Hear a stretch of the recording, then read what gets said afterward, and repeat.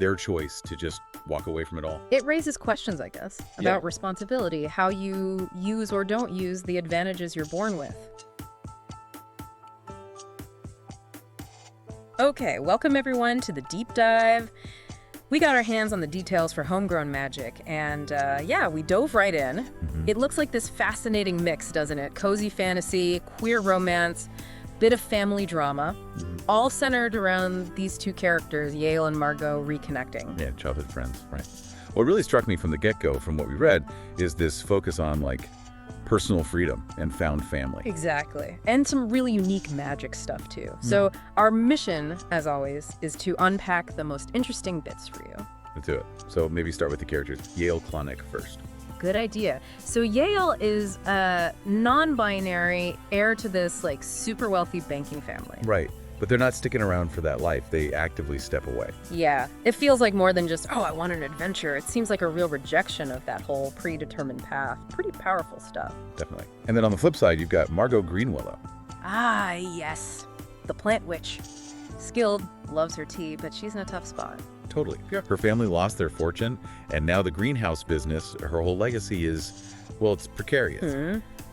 So you've got these two people, Yale trying to escape privilege, Margot trying to save her heritage. Very different pressures. And the catalyst is Yale just showing up again, unexpectedly. Yeah, apparently. Back in Margot's life. And it's not just, old friends catching up. There's romance there, too. Rekindling feelings. And Yale actually starts working in the greenhouses. That's what it says. Which, talk about grounding their relationship. Shared work, everyday stuff. Yeah, it gives them a space to sort of reconnect properly, which leads into their main goal, right? Right, the central conflict. Getting back Margot's stolen family fortune. Which sounds like, a quest, but is it just about the money?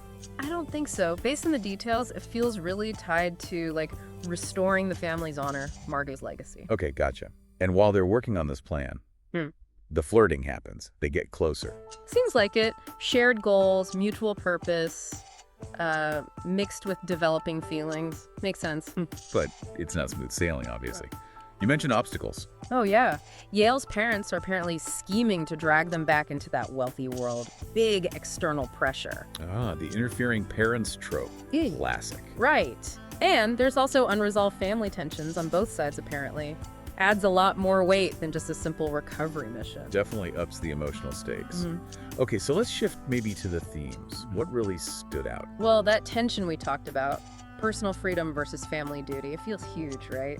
Yale pushing away, Margot clinging to hers. It defines their individual paths, but also how they connect, I think. Yeah, totally. And that tension, it kind of naturally leads into this idea of found family, doesn't it? Exactly. Like, in contrast to all the pressure and maybe judgment from their biological families, they seem to be building their own support system. A space where they can just be themselves. Right. And maybe break some generational cycles, too.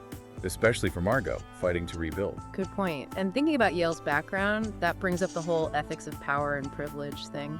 Yeah, how does the story handle that? Their choice to just walk away from it all? It raises questions, I guess, about responsibility, how you use or don't use the advantages you're born with. It's an interesting angle. Definitely something to think about. And the setting itself contributes too, right? This queer norm world. Oh, absolutely. It's not just window dressing. The fact that diverse genders and orientations are just normal, accepted, it must shape everything for them. Yeah, it removes certain kinds of conflict, maybe, allowing others to come forward. And the magic, botanical magic. Isn't that cool? Magic tied to plants, the natural world, gives it a really specific, maybe gentler flavor. Sounds unique, yeah. Grounded, maybe. I think all these elements together, the characters, the setting, the magic, contribute to that overall heartwarming tone we picked up on. Yeah. Charming, tender. Yeah, sounds like it hits that sweet spot between comforting and emotionally real. So to recap our dive here, we looked at Yale and Margot, what drives them, their shared mission with the fortune. And those big themes underneath. Freedom, found family, privilege, all happening in this really accepting, magical world. Right. Which leaves us, and you, our listeners, with maybe a final thought to chew on. Go for it. In a world that gives us so many paths, so many expectations, What is it about choosing your own way that feels so powerful? And maybe, like that botanical magic, perhaps the strongest connections, the truest strengths are the ones we cultivate authentically, the ones rooted, in ourselves and the natural world. Something to think about. Grab Homegrown Magic by Jamie Pacton, Rebecca Podos now on sale for $12.38. Don't miss this chance to build good habit and achieve remarkable results. Buy now today.